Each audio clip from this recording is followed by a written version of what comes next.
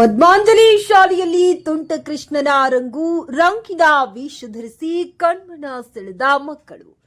ನಮಸ್ಕಾರ ವೀಕ್ಷಕರೇ, ನೀವು ನೋಡ್ತಾ ಇದ್ದೀರಾ ಶ್ರೀ 24 ನ್ಯೂಸ್.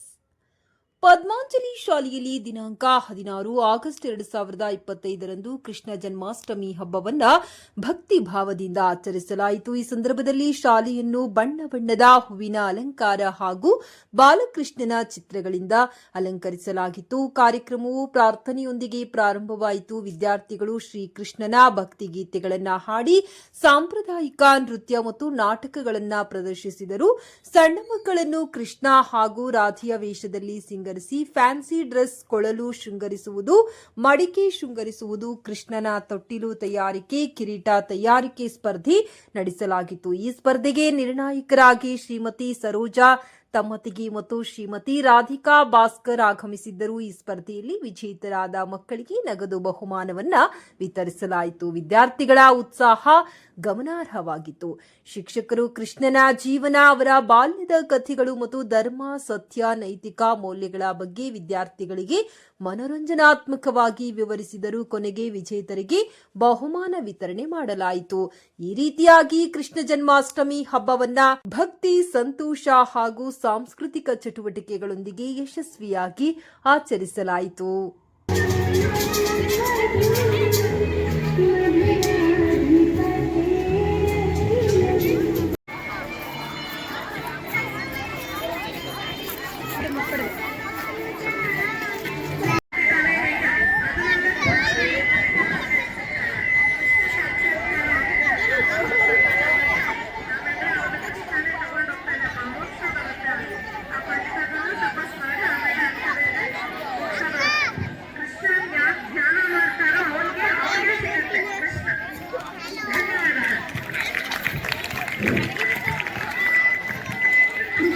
ಬಲರಾಮರ ಅತ್ಯದ್ಭುತವಾದಂತಹ ಲೀಲೆಗಳನ್ನು ತಿಳಿಸಿಕೊಟ್ಟಂತಹ ರಾಧಿಕಾ ಭಾಸ್ಕರ್ ಮೇಡಮ್ ಅವರಿಗೆ ಧನ್ಯವಾದಗಳು.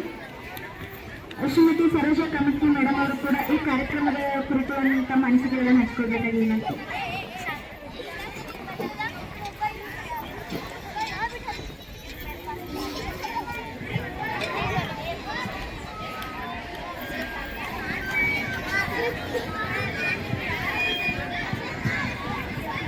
ಓಂ ಶ್ರೀ ಗುರುಪುರೋ ನಮಃ. ಜೈ ಶ್ರೀ ಕೃಷ್ಣ. ಎಲ್ರು ಒಂದ್ಸರಿ ಹೇಳ್ರಿ, ಜೈ ಶ್ರೀ ಕೃಷ್ಣ. ಜೈ ಶ್ರೀ ಕೃಷ್ಣ. ಅಲ್ಲ, ಕೃಷ್ಣನ್ ಬರ್ತಡೆ. ನಿಮ್ದು ಎಷ್ಟು ಬರ್ತಡೆ ನಿಮಗ್ ನೆನ್ಪೈತಿ?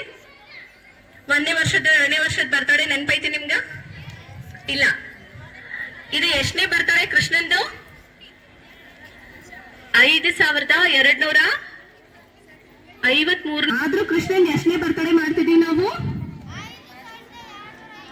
ಎಸ್, ನೋಡ್ರಿ, ಯಾಕೆ ಅಷ್ಟು ವರ್ಷದಿಂದ ನಾವು ಆ ಕೃಷ್ಣನ್ ಬರ್ತಡೆ ಮಾಡ್ಕೊಂಡ್ ಬಂದೀವಿ ಅಂತ ಒಂದ್ ಸ್ವಲ್ಪ ನೋಡ್ಬೇಕಲ್ಲ. ಇವತ್ತು ಈ ದಶಾವತಾರ ಎಲ್ಲ ತೋರಿಸಿದ್ರು. ಎಷ್ಟು ಅವತಾರ ಎತ್ತಿದ ಭಗವಂತ, ಎಷ್ಟನೇ ಅವತಾರ ಕೃಷ್ಣಂದು ಅಂತೆಲ್ಲ ಹೇಳಿದ್ಮೇಲೆ ನಾವು ಕೃಷ್ಣನ ನೆನೆಸ್ಬೇಕಾಗಿದ್ರೆ ರಾಧೆ ರಾಧೆ ಅಂತಾನು ಹೇಳ್ಬೇಕು. ಏನ್ ಹೇಳ್ಬೇಕು? ಇನ್ನೊಂದ್ಸರಿ ಹೇಳಿ, ಇನ್ನೊಂದ್ಸರಿ ಹೇಳಿ. ಕೃಷ್ಣನ ನೆನೆಸ್ಬೇಕಾಗಿದ್ರೆ